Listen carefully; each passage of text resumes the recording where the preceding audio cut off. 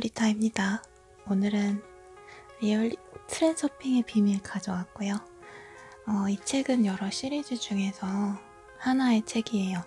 저는 몰랐는데 앞에 뭐가 많이 있더라고요. 이게 4권인 걸로 알고 있어. 근데 맞죠? 4권으로 내기는 좀 민망했는지 이름을 바꿔서 냈습니다. 자, 제가 오늘 소개해드리는 책의 이름은 트랜서핑의 비밀이고, 이것에 먼저 태어난 형제 자매들은 이렇게 세 가지 1번, 2번, 3번 리얼리티 트랜서핑이라고 있어요. 1, 2, 3화. 제가 원래 시리즈 있는 시리즈를 다 안 봐요. 왜냐면은 정말 좋아서 하나를 봤으면 딴 거 봤는데 안 좋으면 그 좋았던 편의 기억까지 신뢰도까지 뭔가 떨어질 것 같은 그런 그 마음이 있기 때문에 보지 않아요. 근데 이 책을 읽다 보니까 자꾸 저자가 이전 책들을 계속 이전 1권에서 자세히 설명한 바와 같이 이게 한 30번 나옵니다. 어디에서 이제 설명을 했다고. 그래서 읽어보고 싶은데, 저도 굉장히 좋은 책 같아서요. 시리즈들도 읽어보고 싶은데 일단 이거를 지금 2-3번 읽고 있는 중이에요.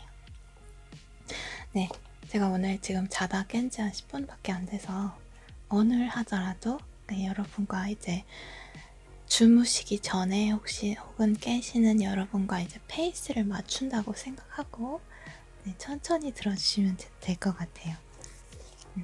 지금 5시? 저녁 6시인데 제가 낮잠을 잤거든요. 트랜서핑의 비밀. 일단은 이 책은 되게 흥미로운 게 양자 물리학자가 지은 책이에요. 보통은 이거 자기계발서라고 그래야 돼? 이런 거를 그냥 약간 되게 시간에 대한 얘기도 나오고 관념에 대한 얘기가 많이 나오는데, 그 분류는 아마 자기계발서로 될걸요? 자기계발이 뭐지? 근데 약간 좀 그 분류가 좀 신뢰가 안 가긴 하지만 어쨌든 각설하고. 자, 양자 물리학자가 쓴 책이라 일반적인 이런 비슷한 서적들보다 좀 더 전문성이 있지 않을까 하는 그런 마음. 그러니까 내용에서 그런 어려운 과학 용어는 나오지 않지만 어쨌든 과학자가 쓴 책이기 때문에 조금 더 이 세상의 에너지나 내 마음을 어떻게 써야 되는지에 대해서 얘기를 할 때 조금 더 새롭습니다. 과학적인 느낌도 나고요. 바딤 젤란드는 구소련의 양자 물리학자였고 이후에는 정보통신 분야에서 일하기도 했다. 다중우주 이론을 기반으로 현실 변환 기법을 설명한 리얼리티 트랜서핑 시리즈가 200만 부 이상 판매되며 단숨에 러시아의 베스트셀러 작가가 되었다. 유명세를 원하지 않아서 저자의 개인적 신상에 대해서는 알려진 바가 거의 없대. 책에 소개된 개념들이 신비주의 교리들과도 통하는 바가 있어서 현대의 신비가로 여겨지기도 한다. 재밌어요, 여러분. 그 중에서 오늘 제가 소개를 해드릴 부분은 어느 부분이냐면 거울에 관련된 부분이에요. 이 세상이 거울 같다고 얘기를 하고 있어요. 거울 같은 세계. 내가 이제 나의 심상을 비추는 분리세계의 거울이 있다고 얘기를 하고 있어요. 무슨 얘기일까 한번 들어봅시다. 천천히 들어봐 주세요. 어차피 오늘 이거 다 얘기 못할 것 같아요. 왜냐면 좀 많거든요. 그걸 다 전달을 뭔가 드리고 싶어서 일단 편하게 들어주세요. 삶은 게임이며 세상은 늘 그 거주자들에게 똑같은 수수께끼를 낸다. 내가 어떤지 알아맞혀봐. 각자는 자신의 이해에 따라 파괴적이다 아니면 편안하다 라고 대답한다. 아니면 또 즐겁다, 암담하다, 우호적이다, 적대적이다 등으로. 하지만 재미있는 점은 모두가 이 퀴즈에서 정답을 맞춘다는 것이다. 세상은 그 모든 대답에 동의하고 각자가 주문하는 모습대로 그들 앞에 나타나는 것이다. 빛이 파동과 빛 2가지로 존재를 하죠. 우리 과학에서는 물리적인 현실만을 대상으로 하기 때문에, 탐구의 대상으로 하기 때문에 그런 거를 어떻게 다뤄야 될지, 어떻게 받아들여야 될지 이해하지 못해요. 하지만 사실인걸, 빛은 파동이기도 하고 입자이기도 하다는 것. 그렇게 보는 관찰자의 여부에 따라서 성질이 변화하는 거죠. 그래서 이 세계는, 네, 이건 이 책의 내용입니다. 그 빛과 파동이 아니야. 빛과 파동은 실제로 검증된 내용이에요. 이거는 지금 다시 말씀드릴 내용은 이 책의 내용인데, 이 세상은 에너지계와 현실 물리계 두 가지가 있는데, 우리는 자꾸 이 물리계, 거울 속에 있는 현실만을 대상으로 모든 것을 판단하고 생각한다는 거죠. 에너지계와 물리계. 이 에너지계에서는 모든 것들이 가능한 형태로 존재하고 있고, 무슨 일들은 일어날 수 있고, 그런 계속해서 흐르는 모든 그 유동적인 것들이 존재하고, 그 다른 거울은 그거를 비추는, 그것의 하나의 섹터 부분만을 비추는 그 하나의 물리적인 거울이라고 얘기를 합니다.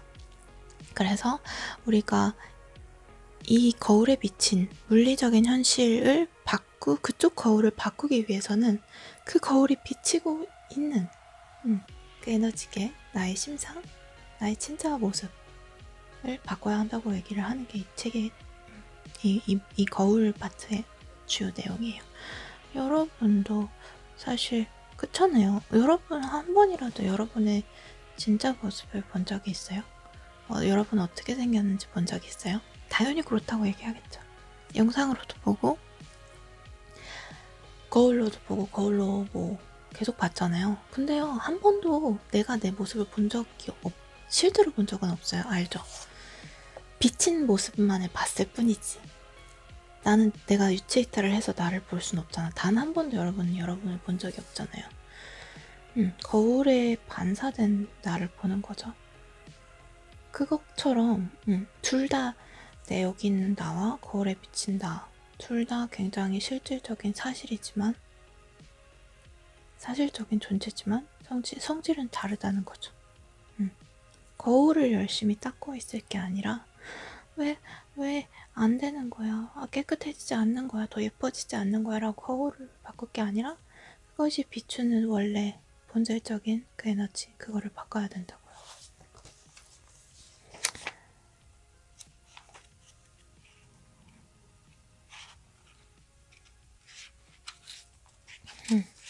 이 순간부터 무슨 일이 일어나든 자신의 태도를 스스로 선택할 것을 생활의 규칙으로 삼아보아라.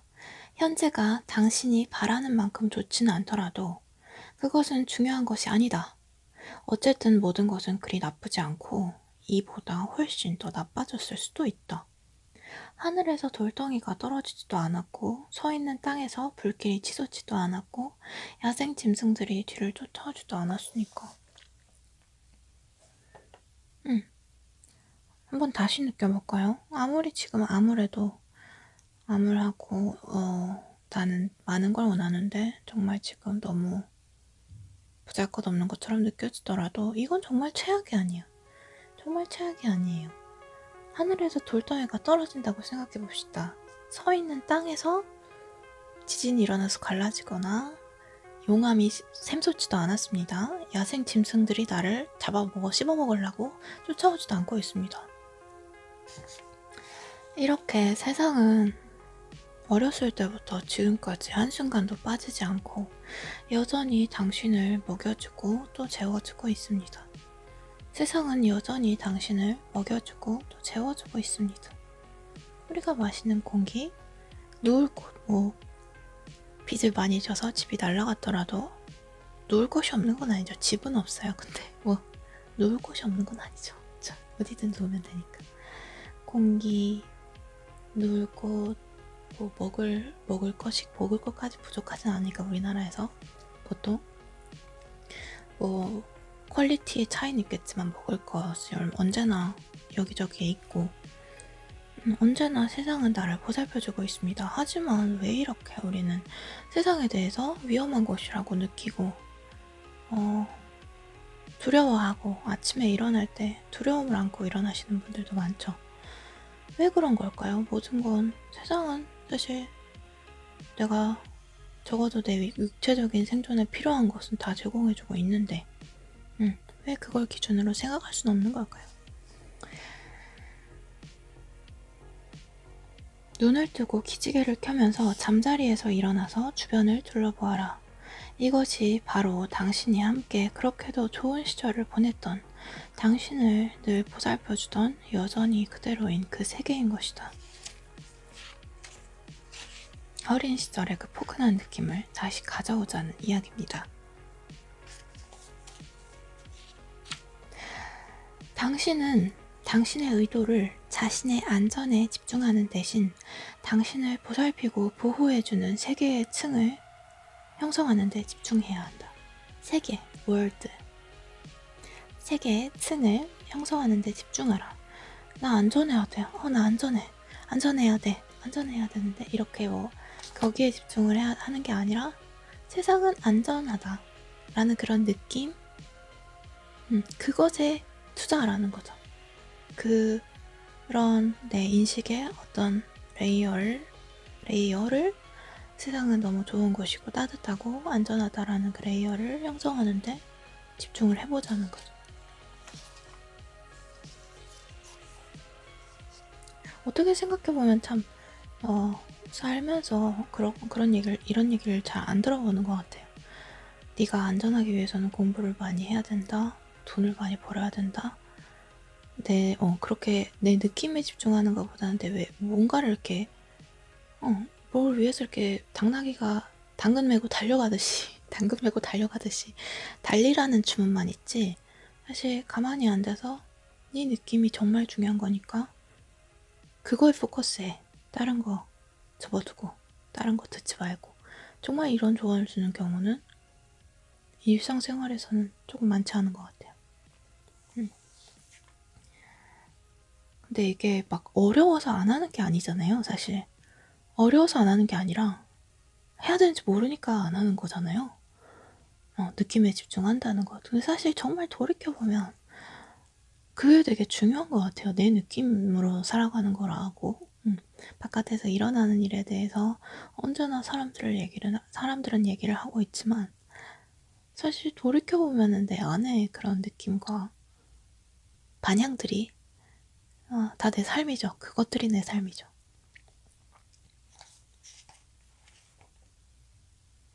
그렇게 해서 세상, 나의 세계는 나를 보호해준다. 나의 세계는 나를 문제로부터 해방시켜준다. 나의 세계는 내가 안락하게 살 수 있도록 보살펴주고 있다. 나는 주문하고 나의 세계는 그것을 수행한다. 이런 식으로 계속 주문을 걸라는 거야. 이 단순한 방법 속에는 당신이 상상도 못하는 강력한 힘이 담겨 있다. 세상에 대한 당신의 태도를 조종할 때 당신은 현실의 조종자가 된다. 이중거울은 당신의 평온한 삶을 세상이 알아서 보살펴주는 그런 가능태의 섹터를 현실로 실현시켜 줄 것이다. 시간이 지나면 당신은 자신에게 아주 아늑한 현실을 만들어내게 될 것이다. 반갑고 유쾌한 사건들의 찬란한 물결이 당신을 기다리고 있으니 마음의 준비를 하라. 나는 지금 조금도 과장해서 말하는 것이 아니다. 당신의 세계의 층이 당신의 눈앞에서 문자 그대로 변모할 것이고 당신은 놀라움을 금치 못할 것이다. 믿어보자는 거죠. 세상이 나를 보살펴줄 것이라고.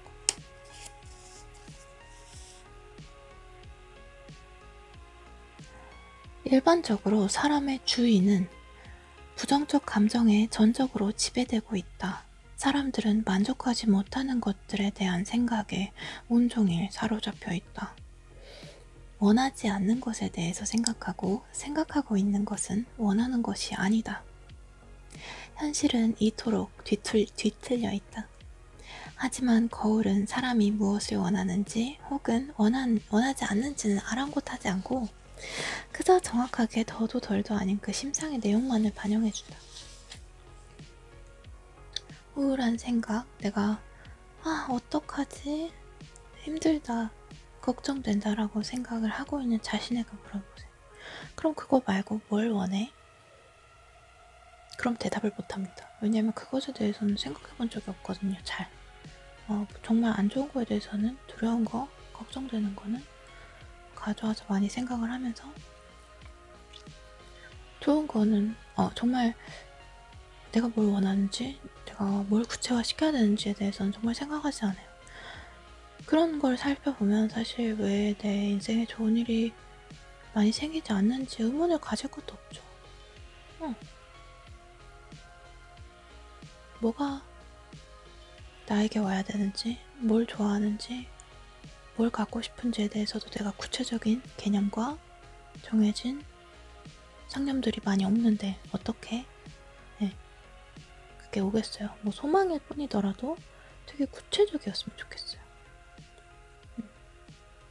어쨌든 그거에 대해서 생각하는 시간을 늘리는 게 첫 스텝인 것 같아요. 그거를 어떤 식으로 정말 내가 가진 것처럼 생각하고 그냥 꿈으로서가 아니라 내가 정말 내 것처럼 느끼고 이런 것은 나중 스텝.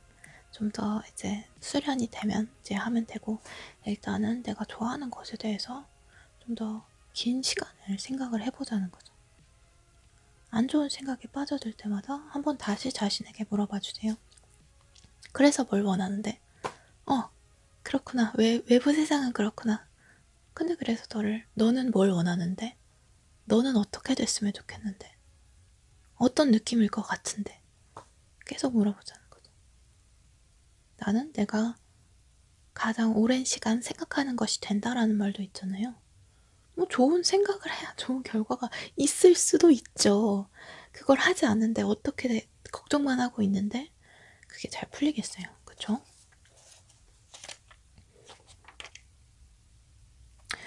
아까 얘기한 것처럼 사람은 그냥 내가 뭘 좋아하는지 싫어하는지 관심 없고 내가 생각하는 거를 내가 구체적으로 그리는 이미지화하는 것을 반영시켜주는 게 거울의 법칙이라고 얘기를 하고 있습니다. 자,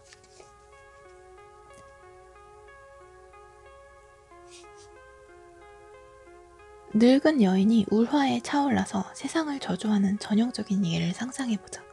그녀는 스스로 자신은 정직한 정의의 화신이라서 사람들과 양심 앞에서 떳떳하다고 생각한다. 그리고 나머지 세상 사람들은 자신의 성에 안 차기 때문에 책임을 물어야 한다. 이렇게 생각하죠. 이제 바깥 제3자 입장에서 보면 저 여자분이 저렇게 하기 때문에 막 이미지 있잖아요. 그런 할머니 분들 있잖아요. 막 욕하고 막 하시는 분들 있는데 그분이 세상을 욕할 때 우리는 제3자 입장에서 원래 남의 일은 잘 보이잖아요. 남의 일을 내가 잘 보고 있다고 해서 내가 내 삶에 그 일이 일어나는 거를 막고 있다는 의미는 아니에요. 단지 위치가 그렇기 때문에 내가 더 잘 훈수 두듯이 잘 보일 수 있는 거죠. 저 사람이 저렇게 행동하기 때문에 세상이 그 여자를 욕하고 못 살게 굴고 막 돈도 안 주고 이렇게 하고 있는 거지. 정말 저 사람들이 바깥 세상이 나빠서가 아닌 게 보이잖아요. 우리는 그만큼까지 극단적인 건 아니지만 어느 정도의 레벨에서 그거를 하고 있다는 거죠. 단지 우리 너무 붙어 있으니까 그게 잘 안 보인다고.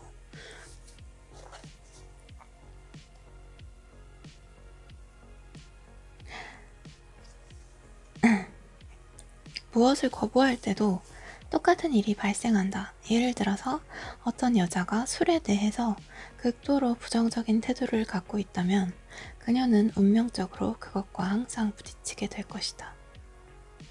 그녀는 삶 속에서 다양한 형태로 끊임없이 부딪히게 되는 술에 대해서 늘 분개하고 심지어는 알코올 중독자랑 결혼하게 될 수도 있다.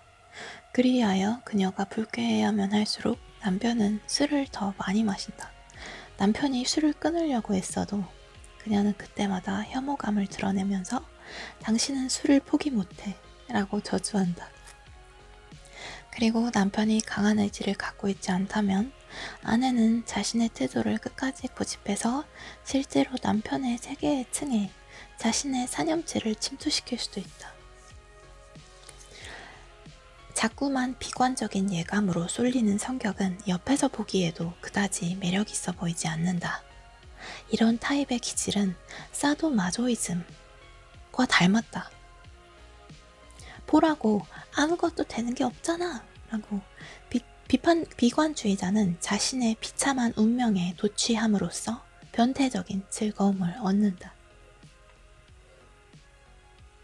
세상은 갈 때까지 갔어. 이보다 더 나쁠 순 없잖아. 참 꼴 좋군. 내 꼴도 참 좋아. 비관 속에서 도취감을 얻는 병적인 습관이 모욕감을 쉽게 느끼는 성격과 함께 발전하는 것이다. 이렇게 하는 거야. 그런 식으로 막 그려지잖아요, 여러분. 화난 사람은 스스로 실패로 끝날 시나리오를 주문한 후 봐, 내가 뭘 했어. 그대로 됐지?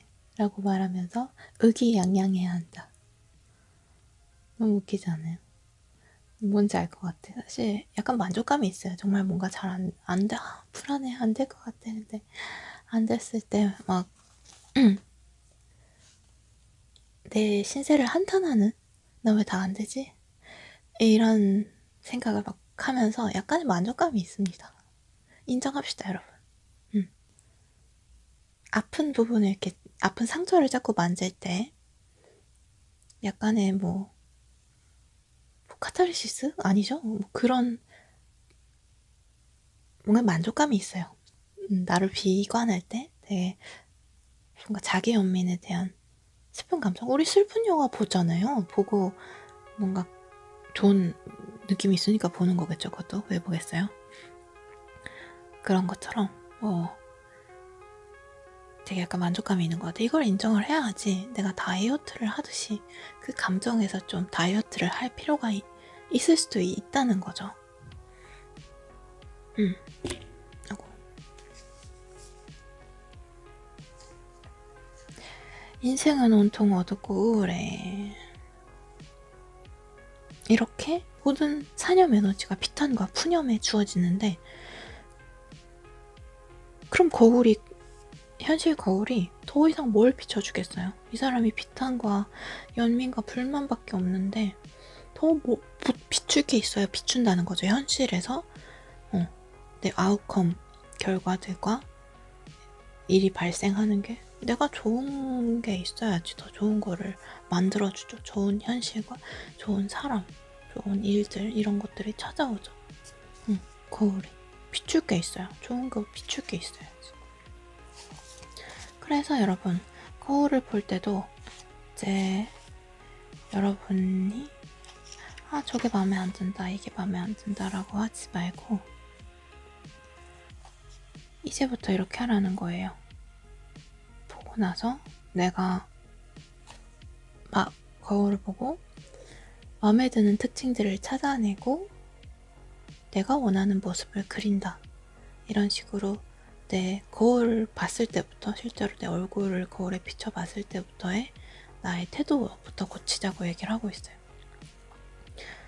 그래서 뭔가 마음에 안 드네? 저기도 뭐가 났네? 저 얼굴도 좀 크네? 많이 부었네? 자꾸 이러면 그런 일들, 나의 그런 모습만 점점 더 강조된다는 거예요. 반짝반짝 빛나는 사람 되게 부럽잖아요. 뭘 하든 되게 자신있고 저건 저 사람에 대해서 별로 좋은 점도 아닌데 쟤는 왜 저렇게 당당해? 왜 이렇게 빛나? 막 이러면 되게 부럽잖아요. 그들은 내가 나 자신을 좋아하면 할수록 좋아할 이유가 더 많이 생긴다는 원리를 지침으로 삼고 있는 것이다. 여러분, 불공평해요. 그죠? 그 사람은 그 원리를 지침으로 삼아서 더 이뻐지고 더욱더 빛이 나는데 우리는 좋은 것도 안 좋게 보고 안 좋은 건 더 안 좋게 보고 이래서 왜 그걸 더 키우냐는 거죠. 거기서부터 시작을 해볼까요?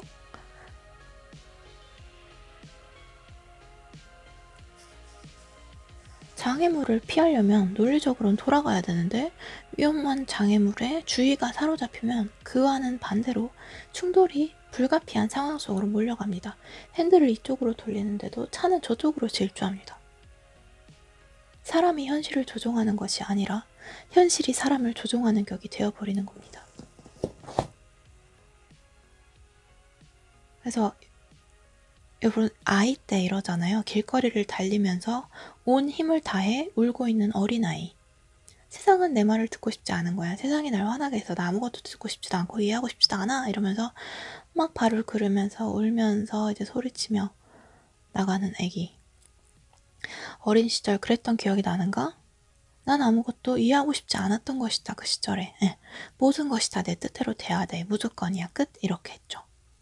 그 후로 우리는 성장을 했지만 아무것도 변하지 않았고 아무것도 이해하지 못했습니다.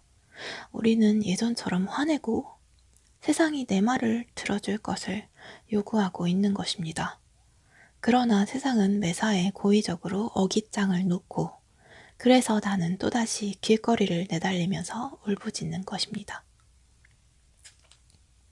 이 미친 자동차를 어떻게 운전해야 할까? 무엇을 해야 하는가? 우리가 무슨 실수를 한 것일까? 무슨 잘못이야 대체? 잘못은 우리가 거울에 반영해서 눈을 떼지 못하고 그것만을 바라본 것입니다.